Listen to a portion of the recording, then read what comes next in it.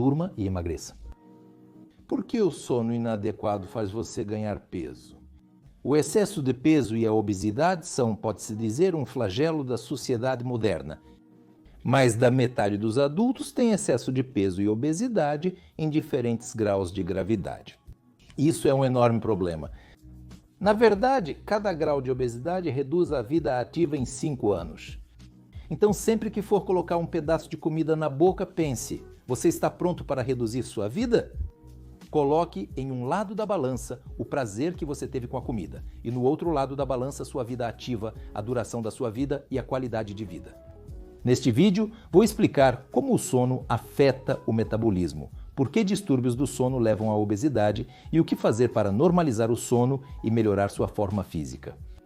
Recentemente foi concluído um estudo. Cerca de 60 mil mulheres foram acompanhadas durante vários anos.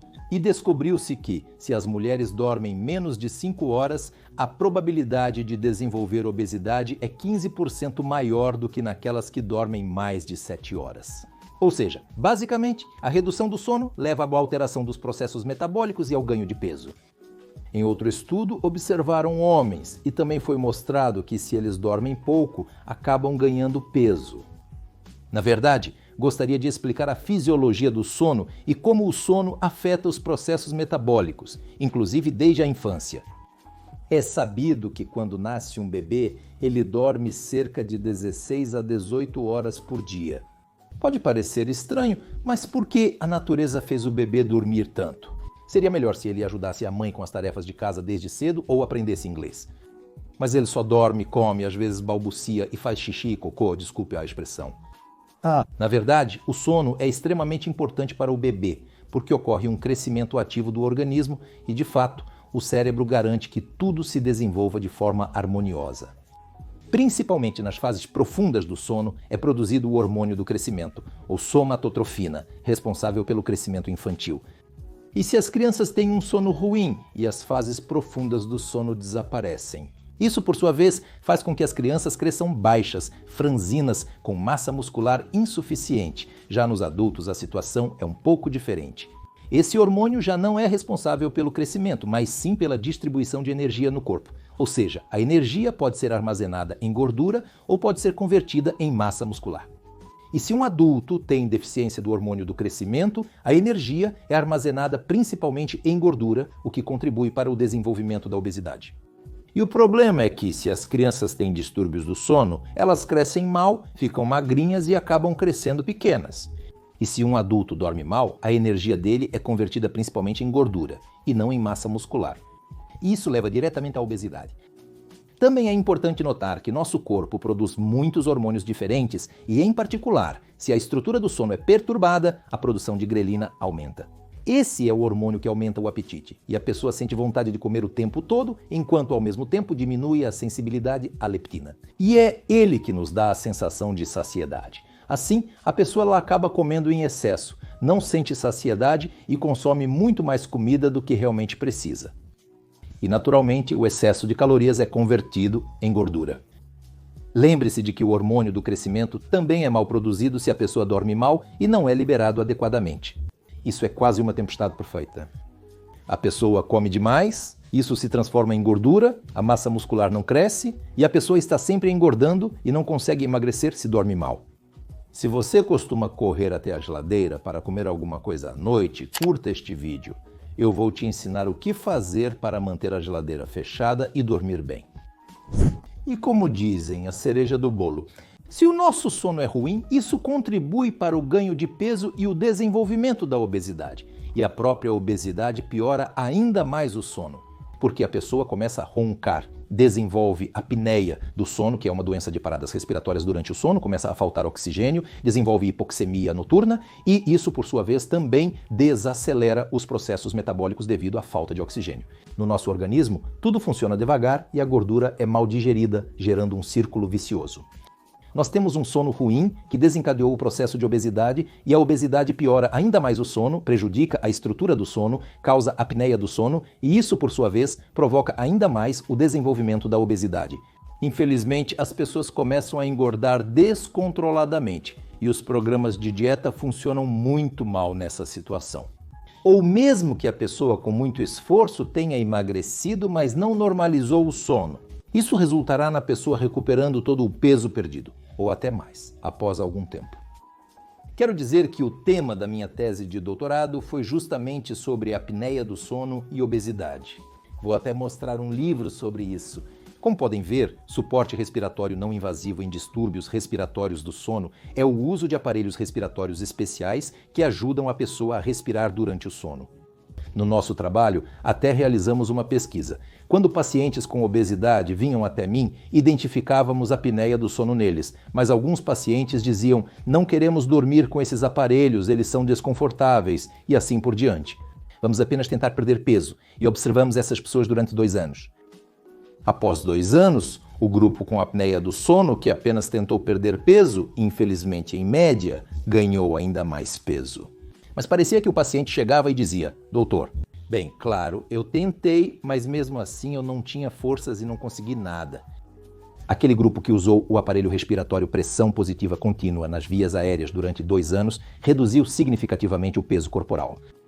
Eliminamos a apneia, normalizamos os processos metabólicos, a produção do hormônio somatotrópico, o hormônio do crescimento foi restaurada e a produção de grelina diminuiu. A pessoa ficou mais ativa e, em vez de sentar, comer e dormir, ela foi para a academia ou simplesmente praticar esportes. Isso levou ao fato de que a pessoa conseguia perder peso de forma significativamente melhor e mais fácil. E, no geral, isso permitia reduzir e, o mais importante, estabilizar o peso corporal. E tem mais um detalhe. Existe uma expressão muito conhecida: comer para aliviar o estresse. Na verdade, quando uma pessoa está sob estresse crônico, muitas pessoas correm para a geladeira e comem alguma coisa para aliviar, o que também contribui para o ganho de peso. Eu escrevi um mini livro dedicado ao combate ao estresse e à insônia. A esses 2 elementos, que contribuem, por assim dizer, para o início da obesidade, quero dar a vocês alguns conselhos úteis que vão permitir reduzir o peso corporal ou prevenir o ganho de peso. Primeiro, é o regime alimentar. O fato é que tudo o que comemos à noite ou no final do dia geralmente se transforma em gordura. Se isso será eliminado ou não, depende do total de calorias consumidas, da atividade física e do metabolismo. Portanto, não é recomendável comer demais à noite. O ideal é que o jantar seja feito pelo menos 4, no mínimo 3 horas antes de dormir. Se você realmente quiser comer alguma coisa, para não sentir dores de fome, por exemplo, ou simplesmente tiver dificuldade para dormir, pode fazer um pequeno lanche, entre 150 a 200 calorias. Por exemplo, pode ser um pequeno sanduíche, uma banana, um copo de kefir, algo assim, só para enganar essa sensação de fome. Em segundo lugar, existe o conceito de volume de alimento substituto. Se comermos um repolho inteiro, me desculpe, ou meio repolho pesando meio quilo, posso garantir que praticamente não vamos consumir calorias, mas teremos micronutrientes, vitaminas e fibras. Isso vai ajudar na digestão normal, mas não vai contribuir para o ganho de peso. E o interessante é que o processo de digestão dos alimentos é ativo. Por exemplo, para digerir 1 grama de alimento, são necessárias aproximadamente meia quilocaloria. Se o valor calórico do alimento já é baixo e você ainda gasta energia para digerir esse alimento, praticamente não recebe calorias. Agora, se você comer algo doce, farinha e assim por diante, você vai receber muitas calorias mesmo com uma pequena quantidade de comida. E ainda, no caso do mesmo repolho, existe o chamado efeito de saciedade por substituição de volume. Se você tiver meio quilo de repolho no estômago, posso garantir que você não vai querer comer mais nada. E isso também faz com que você coma menos, digamos, de outros alimentos altamente calóricos. Portanto, recomenda-se 500 a 600 gramas de legumes e frutas que você deve consumir ao longo do dia. Isso vai te fornecer nutrientes novamente, mas quase nenhuma caloria. E por outro lado, você vai ter algo no estômago e não vai sentir fome.